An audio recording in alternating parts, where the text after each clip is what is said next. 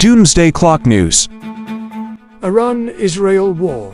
Day by day breakdown number 1. Israel attacked Iranian state television Monday and warned hundreds of thousands of people in the middle of Iran's capital, Tehran, to evacuate the city.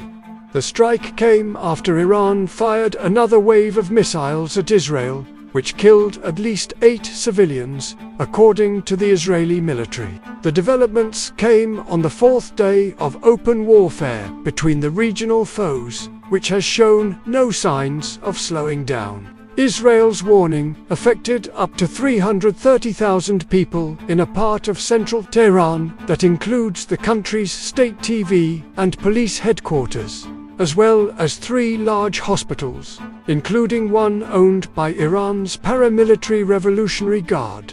They also warned that TV station to evacuate before it was bombed, and they refused. The source for that information, by the way, isn't coming from Israel, but from one of the reporters at that place, who said they all went to work anyway, and he was downstairs when the bombing happened and then just started reported on it outside. For some reason, his hands were covered in blood, and it wasn't clear why, since it was the upper floors on fire, and he said he was on the ground.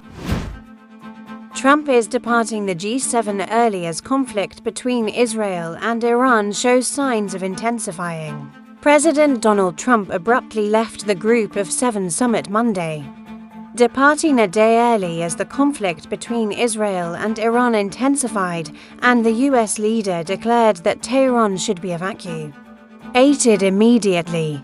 World leaders had gathered in Canada with the specific goal of helping to defuse a series of global pressure points, only to be disrupted by a showdown over Iran's nuclear program that could escalate in dangerous and uncontrollable ways. Israel launched an aerial bombardment campaign against Iran 4 days ago. At the summit, Trump warned that Tehran needs to curb its nuclear program before it's too late.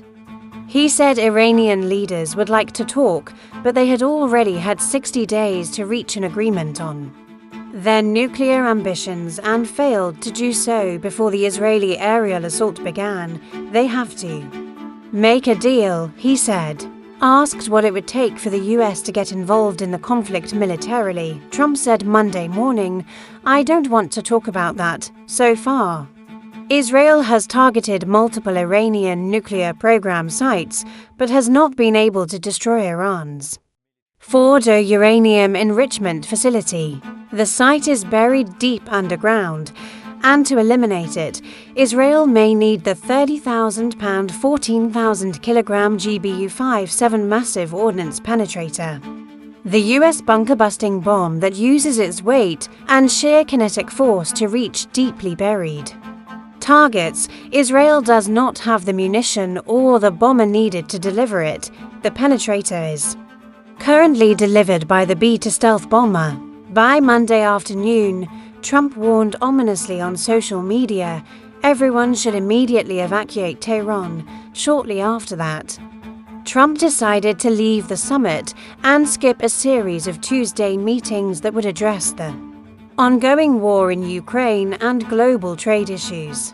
As Trump posed for a picture Monday evening with the other G7 leaders, he said simply, "I have to be back. Very important," Canadian Prime Minister Mark Carney, the host, said. "I am very grateful for the President's presence and I fully understand." Humanity is officially 1 second closer to world annihilation. Scientists say the Doomsday Clock has been revealed, and it now sits at 89 seconds to midnight, 1 second closer than last year. It's also the closest the clock has ever been to midnight in its 78-year history, meaning we're nearer to world-ending catastrophe than ever before. The Bulletin of Atomic Scientists, which decides where the hands are set, cited the Russia-Ukraine war, ongoing conflicts in the Middle East, the threat of nuclear war, climate change, a looming bird flu pandemic, and AI arms race for the update.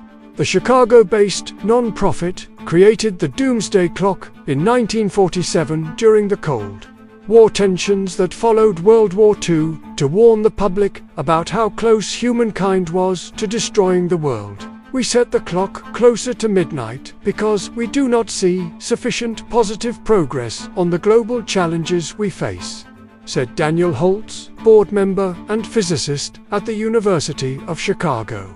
Setting the Doomsday Clock at 89 seconds to midnight is a warning to all world leaders, he added. Since 2023, it has been set at 90 seconds to midnight. But this year, scientists predicted it would move forward to reflect the troubling global outlook.